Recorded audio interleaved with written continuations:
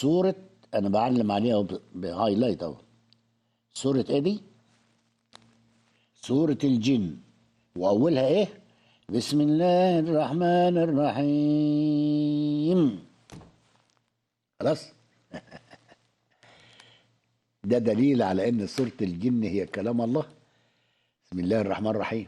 بسم الله الرحمن الرحيم. قل أوحي إلي أنه استمع نفر من الجن فقالوا، قال الجن قالوا إنا سمعنا قرآنا عجبا يهدي إلى الرشد فآمنا به. هل الجن بيؤمنوا برضه؟ ولن نشرك بربنا أحدا، وأنه تعالى جد ربنا. جد يعني إيه بقى؟ هنشوف.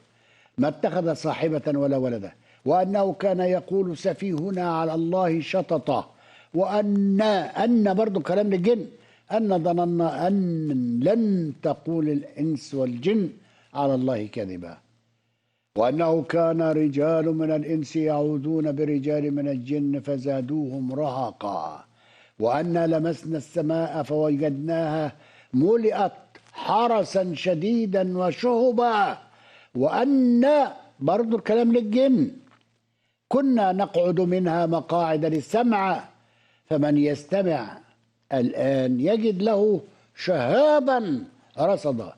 خلينا نصغي بقى إلى قراءة الشيخ الحصري لبداية سورة الجن. مش هخليه يقراها لأن سورة الجن 28 آية، آية تنطح آية، 28 آية.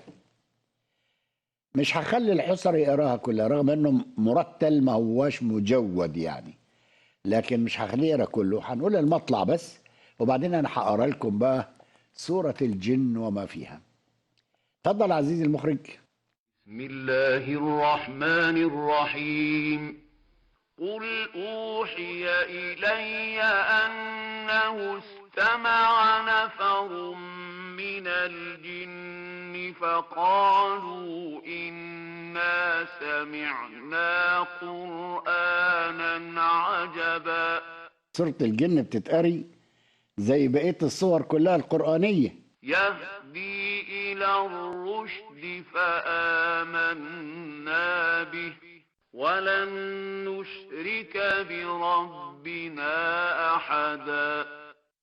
ياه وبسم الله الرحمن الرحيم. ايوه،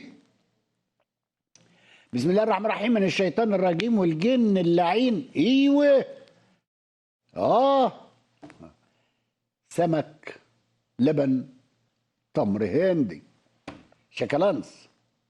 يا جماعه دونت ميكس على رأي الله يرحمه محمد مرسي. دونت ميكس. لا هو محمد بقى كان عاملها ميكس كبير قوي. طيب انا هقرا لكم